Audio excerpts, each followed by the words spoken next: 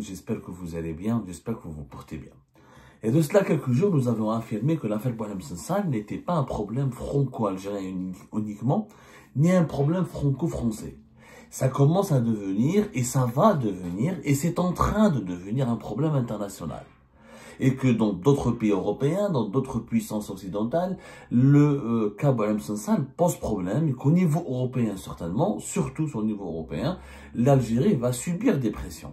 Va subir des pressions de ses partenaires européens concernant l'affaire Boualem Sansal qui est vécue comme étant une escalade très dangereuse et comme une dérive inacceptable, voire inhumaine, d'enfermer un homme âgé de presque plus de 75 ans. Bon, ses amis en France disent qu'il est âgé de 80 ans, pas de 75 ans, parce qu'il aurait été déclaré un problème d'état civil lors de sa naissance, qu'il n'aurait pas été déclaré à la bonne année de naissance. Bon, ça reste 80 ans, 75 ans, peu importe, mais il est âgé, gravement malade, et c'est une affaire vide, une affaire politique. Pour des déclarations, certes maladroites, certes blessantes, mais qui ne valent nullement tout cet acharnement et cette politisation et cet acharnement judiciaire et cette diabolisation excessive d'un homme, d'un écrivain très peu connu, détesté en Algérie, oui, mais extrêmement connu et respecté et apprécié en France et en Europe aussi. Pas uniquement en France. La preuve que l'affaire Boualem Sansal est une problématique européenne, les autorités algériennes n'ont jamais révélé que d'autres pays européens les ont approchés pour parler de Boualem Sansal. Le problème Boualem Sansal n'est pas uniquement abordé dans le cadre de la crise Algérie-France, dans le cadre de la crise diplomatique et politique. D'autres pays européens ont parlé du cas Boualem Sansal et ont essayé de s'entretenir avec le président algérien Abdelmadjid Tebboune à propos de l'affaire Sansal. Et parmi ces pays, le partenaire, l'ami, l'Italie, a même proposé le 3 mars dernier, c'est ce que nous avons pu confirmer au cours de nos investigations, l'Italie de Giorgia Meloni, qui est l'ami et le bon partenaire et pour le moment le pays le plus amical avec l'Algérie depuis 2022, depuis même 2021, depuis pratiquement 2021, les relations entre l'Algérie et l'Italie sont une véritable lune de miel. Et bien le 3 mars dernier à Alger, le chef de la diplomatie italienne, Antonio Tajani, a proposé à Abdelmadjid Tebboune que l'Italie joue le rôle d'intermédiaire pour obtenir la libération de Boualem Sansal. Pour négocier la libération de Boualem Sansal. Pour aboutir à un accord entre la France et l'Algérie qui aboutit à la fin de ce différend autour de l'affaire de Boualem Sansal. C'était le 3 mars 2024. Effectivement, cette date-là, ce jour-là, M. Antonio Tajani, qui a le statut de vice-premier ministre, parce qu'il est vice-président du Conseil des ministres, c'est-à-dire c'est l'adjoint direct de Mme Giorgia Meloni, et il occupe le chef de la diplomatie italienne. Il a été reçu à Alger, au palais présidentiel d'El Mouradia, par Abdelmadjid Tebboune, en présence de son directeur de cabinet Boualem, en présence du chef de la diplomatie algérienne, ministre des Affaires étrangères en Algérie, M. Ahmed Attaf, du directeur général d'Europe et du ministère des Affaires étrangères, M. Toufir Djouama, et de l'ambassadeur d'Algérie à Rome, M. Mohamed Khalifi. Ils étaient tous présents. Et Antonio Tajani avait proposé à Abdelmadjid Tebboune que l'Italie joue le rôle d'intermédiaire pour négocier ou pour trouver un accord avec la France qui aboutit à la libération de Boualem Sansal. Les Italiens ont utilisé le mot libération. Donc quand les Italiens, y compris les Italiens de Giorgia Meloni, y compris l'Italien de Giorgia Meloni, reconnaît donc que Boualem Sansal est injustement détenu. Il est injustement incarcéré. C'est un détenu politique. Même l'Italie de Giorgia Meloni, qui a des intérêts économiques importants, qui a des intérêts politiques aussi avec le pouvoir algérien, n'a pas hésité à évoquer le cas Boualem Sansal pour proposer une médiation afin de trouver une solution avec la France. On nous a dit, certains observateurs, certains commentateurs ont dit que mais non, les Italiens vont profiter de la crise entre l'Algérie et la France, qu'il n'y aura pas de solidarité européenne, que la France va se retrouver toute seule face à l'Algérie, face au pouvoir algérien, que les partenaires européens ne seront pas solidaires, que au contraire, ils vont profiter de ces tensions pour faire avancer leurs intérêts. Eh ben non, pas du tout, il y a des mécanismes, c'est pas possible. L'Union européenne ne peut pas, comme ces cas-là, ces commentateurs ne suivent pas l'actualité ou ils font preuve de mauvaise foi, ils voient pas les réalités en face. Lorsque la crise était très grave entre l'Algérie et l'Espagne de 2022 à 2024, l'Union européenne a soutenu l'Espagne sans faille. Sans faille, l'Union européenne n'a pas tenté de profiter de la crise entre l'Algérie et l'Espagne pour faire avancer les intérêts de d'autres pays européens. Pas du tout. Les entreprises italiennes n'ont pas plus profité du marché algérien que les entreprises espagnoles. Les entreprises italiennes n'ont pas remplacé pour autant les entreprises espagnoles. Que ce soit dans les matériaux de construction, que ce soit dans la fourniture de viande blanche, etc., pour l'aliment de bétail, pas du tout. Au contraire, il y a eu une conduite solidaire de la part de l'Union européenne qui a demandé au régime algérien de lever les sanctions économiques contre l'Espagne, de négocier un compromis avec l'Espagne, de revenir de cesser tous les actes d'hostilité à l'égard de l'Espagne. C'est ce qui va se passer, c'est ce qui est en train de se passer avec la France. L'Italie a profité d'une mission de médiation pour dire, voilà, elle aurait pu être un intermédiaire entre l'Algérie et la France pour, d'abord, le problème de Boualem Sansal, ensuite, l'Italie aurait pu servir aussi d'intermédiaire pour régler entre l'Algérie et la France d'autres questions conflictuelles, la lutte contre l'immigration clandestine, la récupération, le rapatriement, l'expulsion des migrants algériens au profil dangereux, la question, les divergences politiques autour de la question du Sahara occidental et du Maroc. L'Italie a proposé ses services pour jouer le rôle d'intermédiaire. Mais malheureusement, le pouvoir algérien a refusé. Il a refusé poliment.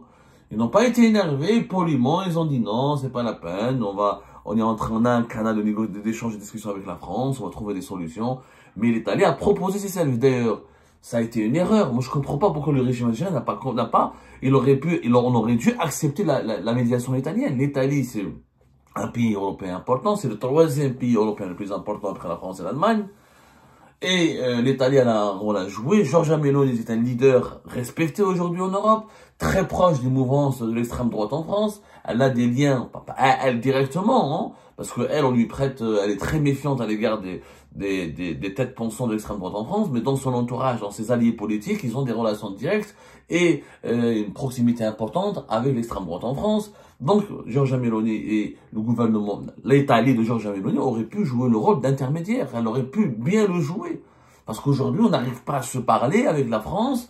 Il y a trop d'offenses, trop d'injures, trop de blessures qui ont été infligées de part et d'autre. Il y a vraiment une exaspération dans les deux pays. Il y a une certaine séparation, un divorce qui a été consommé. Je pense que pour réconcilier Alger et Paris, Rome, elle a tous les atouts. Donc je ne comprends pas pourquoi le pouvoir algérien a dit non à Antonio Tajani. Je pense qu'ils lui ont dit non parce qu'il a parlé de libération de Boualem Sansal, peut-être. Mais il faut libérer ce gars.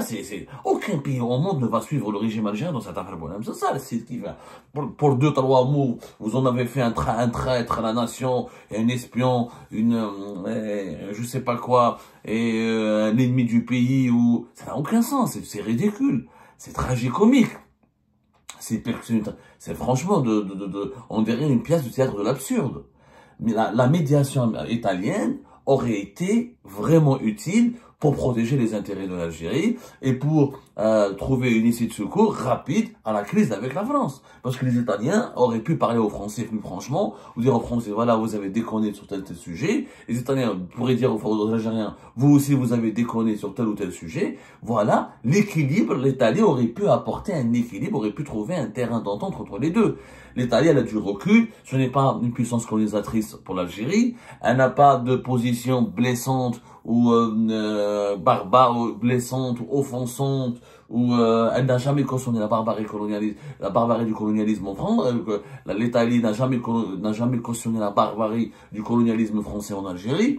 Elle n'a jamais adopté une certaine complaisance, une attitude empreinte de complaisance à l'égard des déclarations de l'extrême droite française sur le passé colonial en France. Au contraire, l'Italie est très respectée par l'Algérie, par les Algériens, au regard du passé important de coopération entre les deux pays. L'Italie, elle a la crédibilité nécessaire et elle a le capital de sympathie nécessaire en France, comme elle est respectée par la droite, le mouvement de la droite et de l'extrême droite, qui sont les deux mouvements politiques les plus importants en ce moment sur la scène politique en France, il faut dire la vérité.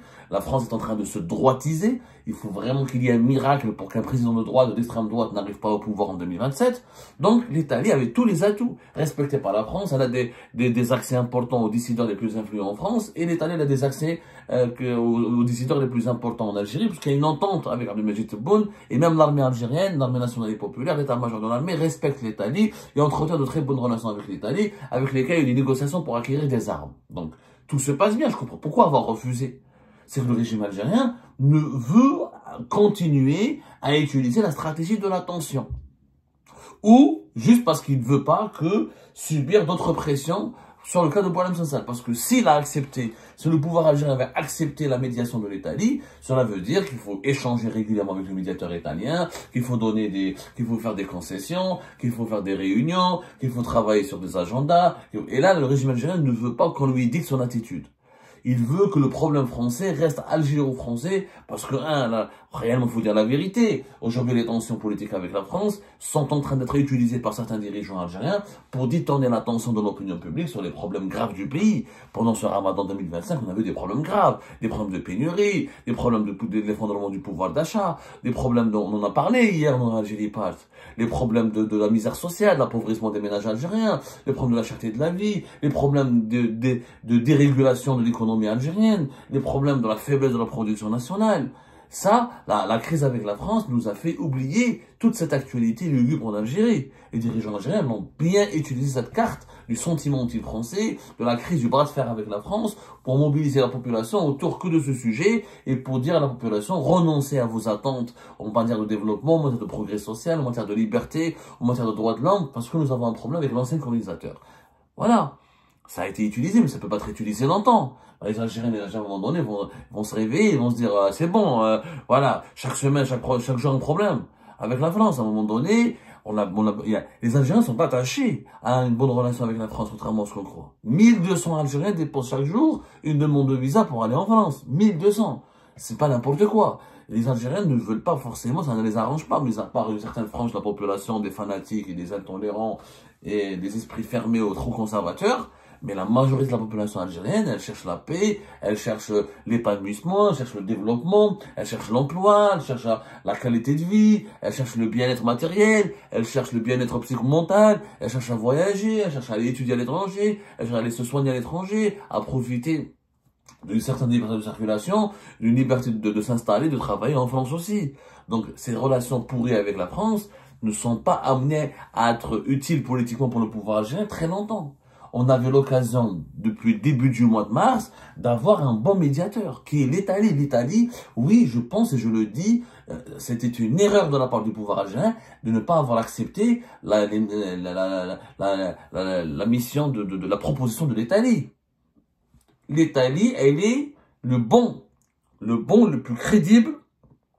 Elle a à la fois un rapport très neutre sur la question algéro-française.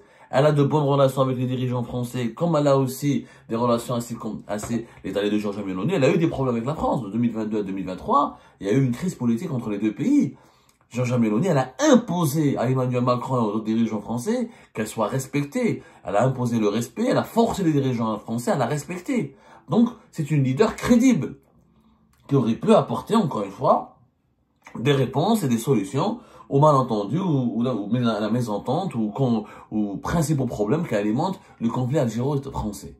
C'est dommage, on est passé à côté d'une bonne opportunité pour essayer de désamorcer cette crise algéro-française grâce à une médiation italienne qui aurait pu vraiment être utile.